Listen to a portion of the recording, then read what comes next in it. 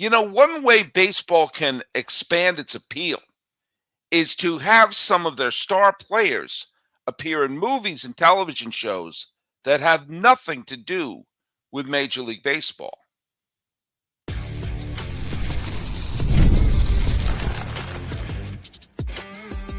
You are Locked On MLB, your daily MLB podcast, part of the Locked On Podcast Network, your team every day. Hello, baseball fans, and welcome to Locked On MLB, part of the Locked On Podcast Network, where it's your team every day. This is the daily podcast. We talk about all of Major League Baseball. I am your host, Paul Francis Sullivan. Please call me Sully, and thanks so much for helping make Locked On the #1 sports podcasting network. Today's episode is brought to you by our good friends over at FanDuel. If you want to be right in the middle of the action this season, visit FanDuel.com and place your NFL live bets all season long. Now, I have been a big believer that one of the ways you can get new fans and people into baseball and get drawn into the drama and drawn into, the family of baseball fans is to make their stars more accessible, make their stars more relatable, and also learn some of the backstories of some of the players.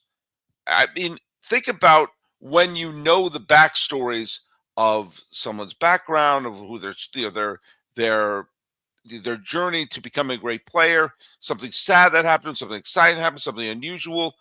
You get drawn into things like British baking shows or the Olympics. When you watch the Olympics, you can get drawn into things like curling, ice skating, synchronized swimming, if you know the backstory behind it. And so that's one of the things that draws people in to the different sporting events, and you can actually get new fans. Now, I also think a big thing that some of the other major sports are much better at baseball much better at doing it than Major League Baseball is having a cross-pollination of some of their big stars onto movies and television shows that aren't necessarily sports movies or sports television shows, but introduces stars to the sports stars to people who are not necessarily fans of the sport, but it hooks them in. Now, of course, when you see sporting figures becoming intertwined with celebrities, that's a whole other thing. That Kelsey and Taylor Swift and all that. That's one thing. But you've seen over the years, you have seen big sports stars have appeared in movies and television shows that are not sports shows. Now, when I was growing up, that was almost a given. You saw a lot of, the NFL had a lot of players who made the leap when I was growing up. It was almost expected. Someone like Alex Karras appearing in Blazing Saddles, Jim Brown, the biggest football player of all time, appearing in The Dirty Dozen, a lot of other huge movies. Fred the Hammer Williamson, and of course, OJ. Before he was better known for that, he gets to appear in movies like Capricorn 1 and huge hit movies like the Towering Inferno and The Naked Gun and everything like that.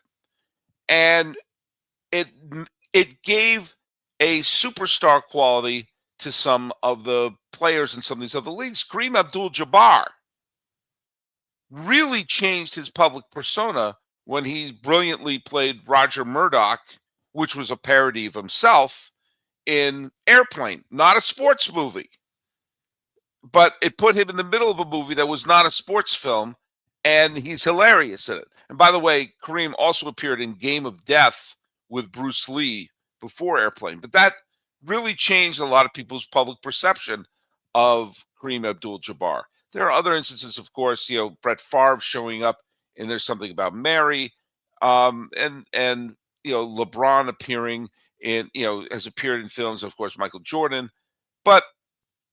And there have been some really, really good basketball player performances, actually.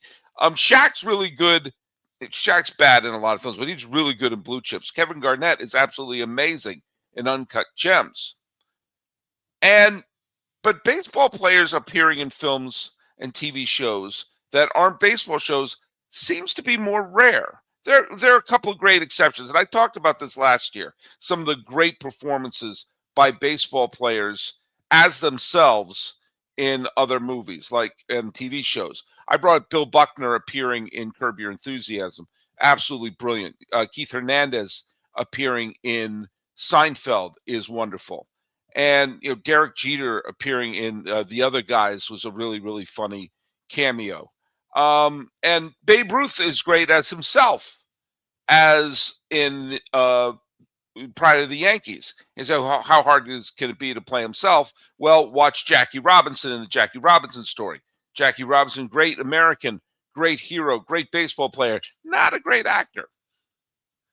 But and there have been other, Mike Piazza appeared in Baywatch. It's fun to see that happen, but I think it's something baseball needs to push.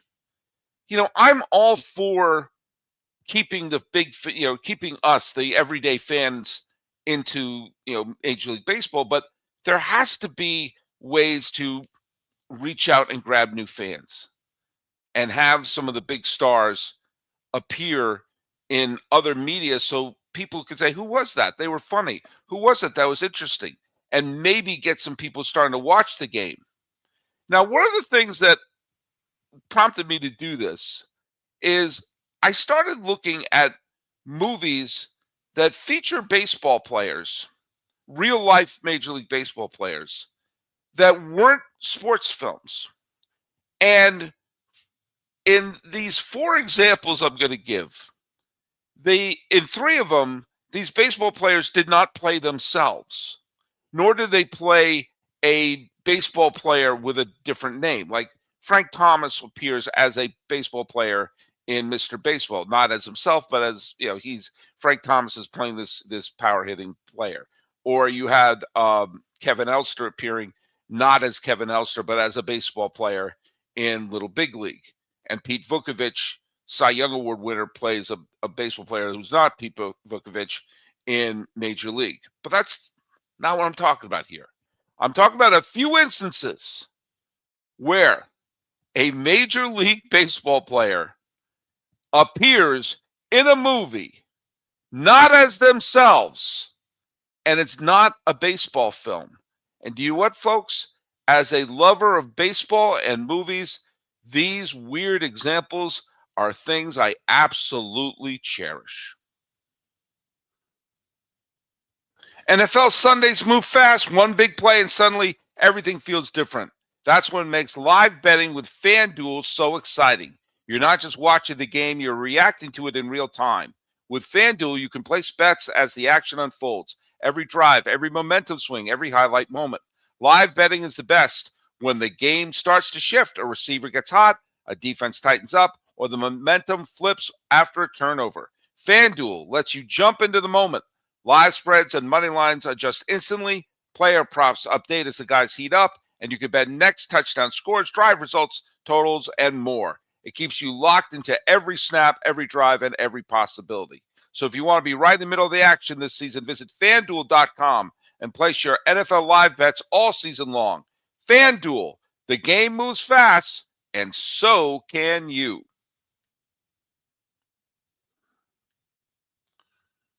Thank you so much for making Locked On MLB your first listen of the day, and thank you for making Locked On the #1 sports podcast network. If you haven't already, go check out the new Everydayer Club. You get free audio of the Locked On MLB show. It's very similar to Apple Podcasts or Spotify, and coming soon, there will be an Everydayer Club disco. So, Discord, not a disco. But do you want we may set up a disco. Go check us out at LockedOnMLB.supercast.com. Yeah, the Locked On MLB disco. I'll be all for it.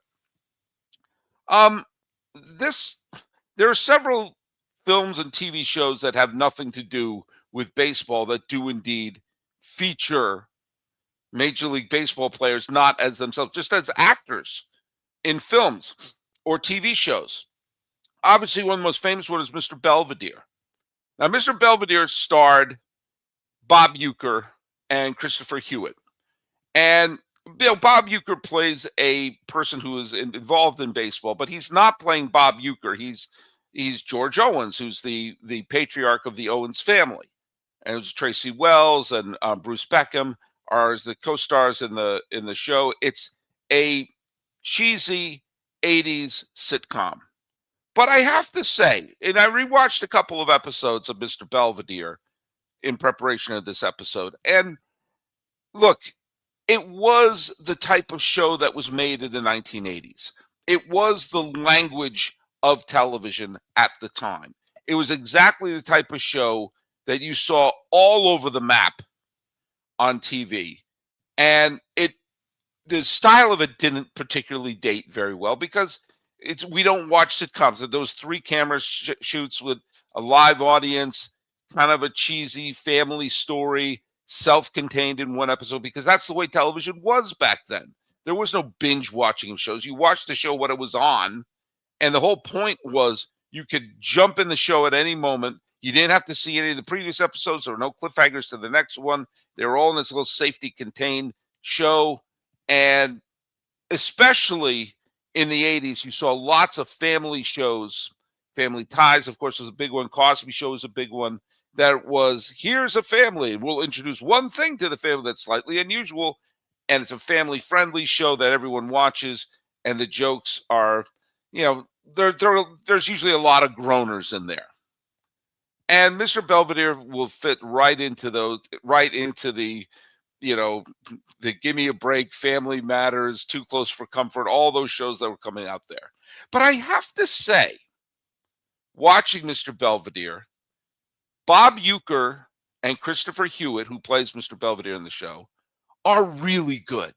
And for a lot of people, this is one of the things that I'm talking about by introducing baseball players and baseball figures into an audience that you're not expecting. There were a lot of people. Mr. Belvedere was a hit show. Laugh at it all you want, but Mr. Belvedere was a hit show. And for a lot of people, they remember Bob Uecker as George Owens on that show. That was the introduction of him to a lot of people. So when they eventually saw him, doing just a bit outside in Major League, and then hearing, oh wait, he's an actual baseball announcer. He was actually a player, and his popularity shot through the roof based on his appearances on Johnny Carson. But for a lot of people, that's how they were introduced to him.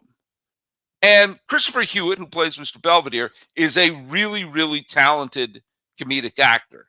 He had appeared in The Producers, which is one of the great comedy films of all time, the original Producers, the Mel Brooks film from the 1960s. And he has a great presence, he's a great voice, and he has great comedic timing. And having him play opposite Bob Uecker, whose comic timing was extraordinary, not great comic timing for a baseball player, great comic timing, period. And so rewatching a couple of the episodes, yeah, it's no longer the type of show that is made today. But it was the type of show that was made then, and they're both good at it. The great television producer Phil Rosenthal, who's probably best known for like Everyone Loves Raymond and everything, once said, there's only two types of television shows, good or bad. You can have a good game show, you can have a good soap opera, you can have a good cheesy sitcom, or a bad one of all those. And you know what? Mr. Belvedere is charming for what it is. It's a time capsule for what it is.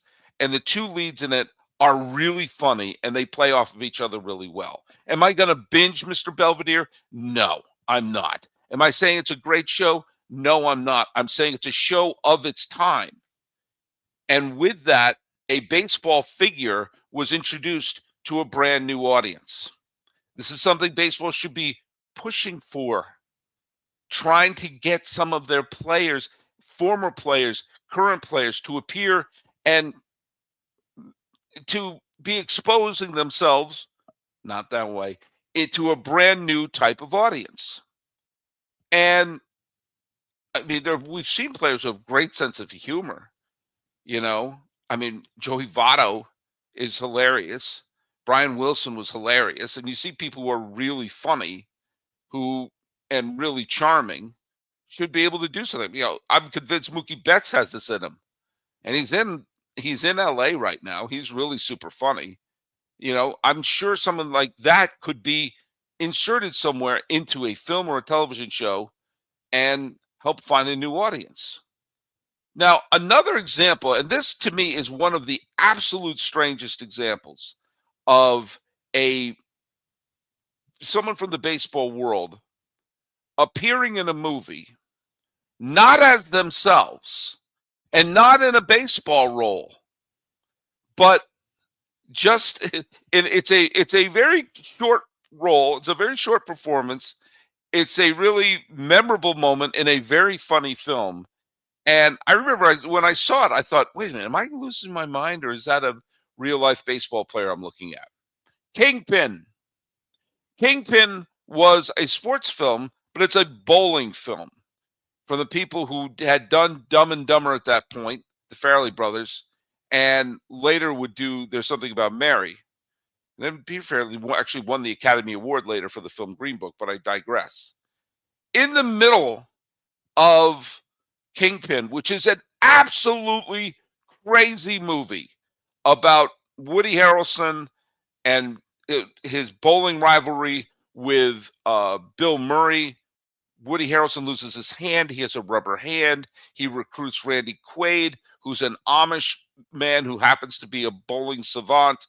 It's from the same people, as I said, who did There's Something About Mary and Dumb and Dumber. So it's going to be absolutely off the rails crazy. And in the middle of it, there's a scene where a couple of rednecks at a country bar want to start a fight with Randy Quaid, who is the bowling savant.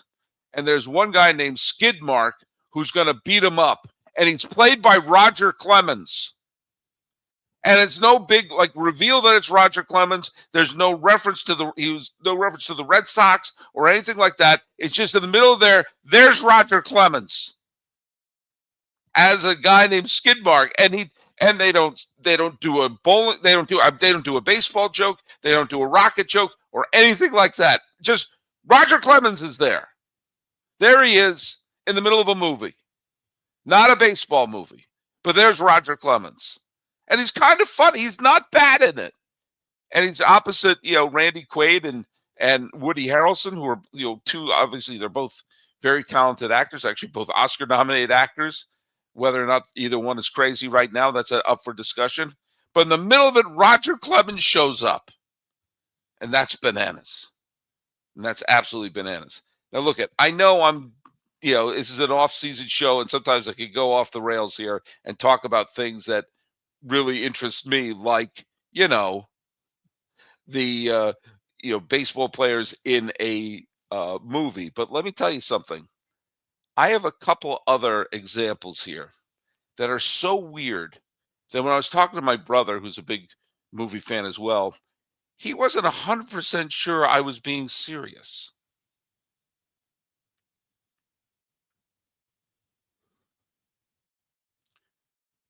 My favorite three examples of baseball players appearing in movies that weren't baseball movies.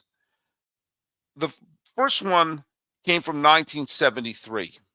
In one of the strangest movies I've ever seen, one of the strangest major motion pictures. I'm not talking about like a weird movie that someone with a video camera made. I'm talking about a major motion picture from a major studio with a big time Oscar-nominated director, big Oscar-nominated star, just a completely high-profile film that in the middle of it featured a baseball player, or at this point, a former baseball player, not playing a baseball player, not in a baseball movie, and just giving a performance. And that's a film called The Long Goodbye. The Long Goodbye came out in 1973. It's a private eye. In the previous generation, it would have been a Humphrey Bogart type film, Humphrey Bogart private eye film. In 1973, it starred Elliot Gould, who, for younger audiences, he played David Schwimmer and Courtney Cox's dad on Friends. He's also in Ocean's 11, but at the time he was considered to be a charismatic, handsome leading man and playing a private eye. And the cast of this includes, there's a wild, weird cast, including Sterling Hayden, who is also in The Godfather and Dr. Strangelove. And then there's also one of the bad guy's henchmen is played by a very young Arnold Schwarzenegger. It's a very weird film. And in it is, just inexplicably in the film is Jim Bouton. Jim Bouton was a star pitcher for the New York Yankees in the 1960s and later became famous because he wrote the book Ball 4. And Ball 4 was the big sort of expose of what baseball players' lives are really like. Talked about drugs. He talked about sex. Talked about the life on the road and how some of the players are a little wilder than they let on. If you read the book now, it seems kind of tame, but when it came out, it's caused an absolute stirring sensation and kind of made him a pariah in Major League Baseball. So he shows up in the film The Long Goodbye, and it's not a cameo as himself. He plays a complicated bad guy in the film. He plays the part of Terry Lennox, who's a violent and abusive man, and whose appearance and disappearance and reappearance in the film is the driving force of the mystery that Philip Marlowe, the character that Elliot Gould, has to solve. And do you know what? He's good. He's really good. The late Jim Bouton is really good in the film as a very creepy guy. He could have been, he has a very interesting look to him. He's a handsome dude who always looks like he's squinting. And he gives a really good performance as a villain in a Private Eye movie. A guy who was a star for several World Series for the Yankees is then doing, just 10 years later, playing opposite Elliot Gould in a Private Eye film and doing more than holding his own. Now, to be fair about Jim Bouton, later in his life, they tried to make a sitcom based on his book Ball 4. And it didn't fare very well. But he was the star of the sitcom. And I watched a little bit of the show Ball 4. It very little bit exists that you can get a hold of. He plays a character named Jim Barton, clearly based on himself. The show didn't quite work, and only 2 episodes even saw the light of day. But he's really good. He's a good actor, and maybe could have had a career going that way. Now, another one, and this was a film that was available on Amazon, and it's a Western from the 1950s called The Wonderful Country. And it stars Robert Mitchum, who was a huge movie star in the 50s and 60s. And they used to make, in the 50s, in the 40s, 50s, and 60s, they just made tons of Westerns. Westerns were made all over the place. And this was a film that predated, like all the Clint Eastwood Westerns, which really tried to try to play in shades of gray of whether someone's a good guy or a bad guy in a Western. Well, this film was trying to do a little bit of that in 1959. And it stars Robert Mitchum as a man who is an American who went to basically expatriated to Mexico and is now returning. He's kind of a smuggler. And there's a whole big thing about this gang and is controlling this land, and this person's trying to get in with and find out who's corrupt here, and it's one of those twists and turns in a Western that you see a lot of Westerns and everything like that. The film itself isn't that great. Actually, there's a lot better Westerns made in it. But prominently placed in the opening credits was Satchel Paige, the Hall of Fame pitcher, Satchel Paige. And Satchel is in quotes when they list in the cast, and not buried in the bottom. And now he shows up. Satchel appears as a soldier in a cavalry soldier at the beginning of the film when Robert Mitchum has broken his leg in a horse accident, or his character does. And I thought, sorry, I didn't mean to hit my microphone there. I thought that was it. I thought, oh, Satchel has a little cameo at the beginning. Towards the end of the film, he shows up again. And this is a sequence of the film where this character, Robert Mitchum, trying to redeem himself. He's going out, and he bumps into some of the cavalry, and the sergeant for the cavalry is played by Satchel Paige. And he gets to have, there he is. He's Satchel, the great Negro League star. That's what the league was called then, and who became the star for the Cleveland Indians. That's what they were called then. And the St. Louis Browns, that's what they were called then. And one of the great what-ifs in the history of baseball is what if baseball had integrated so we could have seen Satchel Paige's prime against Major League pitchers. He wound up being an all-star when he was 47, 48 years old. Who knows how great he would have been? Who knows what teams he would have led to the World Series? But in 1959, he was still well known enough to be put into a Western.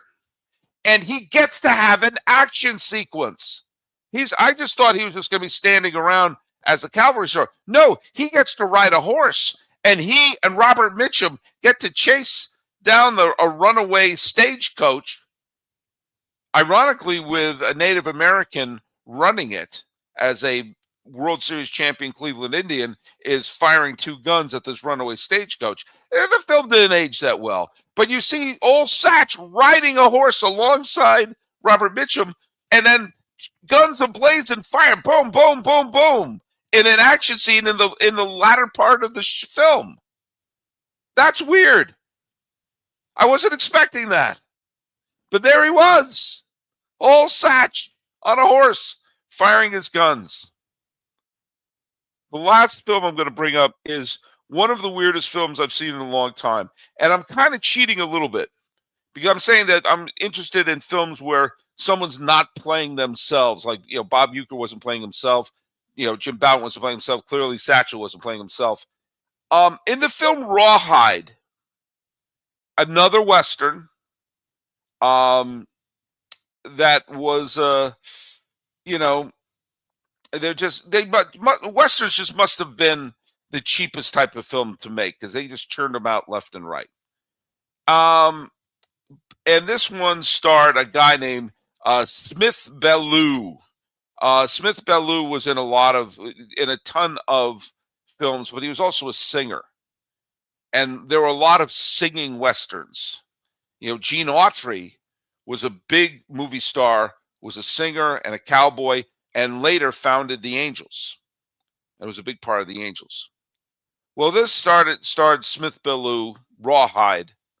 There's nothing to do with the TV show later with Clint Eastwood, but it was a film which was a Western that involved ranchers and this evil rancher and this big rancher, but it also had a bunch of songs in it and a lot of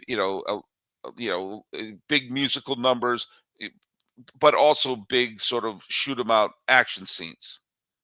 What does this have to do with baseball? Well, Smith Bellou was one of the stars. The other star was Lou Gehrig. Lou Gehrig. And now Lou Gehrig in the film plays Lou Gehrig. But it's a fictionalized version of himself. Here's how I know it's a fictionalized version of himself. The film opens with Lou Gehrig deciding to give up being a baseball player in New York, and he wants to be a cattle rancher out in Montana. And the opening scene is Lou Gehrig with a big-ass cowboy hat talking to the press saying, I'm through with baseball. I want peace and quiet of my cowboy life. And he's going with his family. He's going back to his family to a ranch in Montana. Lou Gehrig was from New York. He has a big, thick New York accent. And it's completely absurd that he is having this sort of parallel universe story of him being a rancher. And he goes out, and again, this is not Lou Gehrig having a cameo. He is in a giant chunk of this movie. The movie itself is only like an hour and 10 minutes long. It's not. We're not talking about Gone with the Wind here. This is not, Oppenheimer running in at 3.5 hours. No. But he comes into town, and he's Lou Gehrig, and meets his family that's there, because apparently he's from a rancher family. But he doesn't know how to ride a horse, so there's some scenes there where he's trying to ride a horse and trying to get on that. And Lou is, he's not great, but he's trying. And all of a sudden, there's like rancher, he's in the middle of a rancher fight, and there's a couple points where Lou gets to be an action star. Lou gets to punch out a guy. And in a big bar fight, Lou Gehrig goes to a pool table and starts picking up the billiard balls and throwing them at the heads of the other ranchers because, you need a really good arm if you're a first baseman. Now, the film itself is just a mess and silly and breaks into songs sometimes, breaks into violence sometimes. And Lou Gehrig is like, oh, yeah, so what are we doing here? Just walk out, just, he just, he does have one funny line. I have to say, he does have one funny line when he's trying to get on his horse and someone says, just walk right up to him like you wasn't afraid. And Lou Gehrig says, I couldn't be that deceitful. That's kind of funny. So he is playing Lou Gehrig, but but not really playing. He's playing Lou Gehrig who grew up on a ranch or something. I don't know. It's not, and at the end, he goes back to being a baseball player because that's there. But you get to see Lou Gehrig with a big cowboy hat, riding a horse, being involved in a bar fight, and Smith Ballou gets to carry most of the dramatic scenes and all the singing scenes.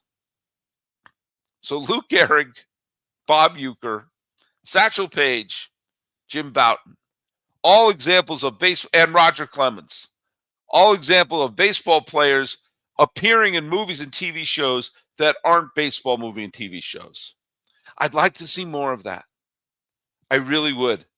I know it sounds weird, but I want to see more of that. I think baseball, it would go a long, long way for promoting baseball and getting people who aren't normally baseball fans to say, who the heck was that? I'm all for that. Boy, the offseason brings out the weirdness in me. But you know what? If you have examples of a baseball player appearing in a movie or a TV show or anything else that you wouldn't expect them to, put them right down here below, and we could talk about them as we're getting back to talk about some of the nitty and the gritty of the regular, of the off season here. But thanks so much for tuning into Locked On MLB. We're going to be talking about signings and trades and other stuff coming up.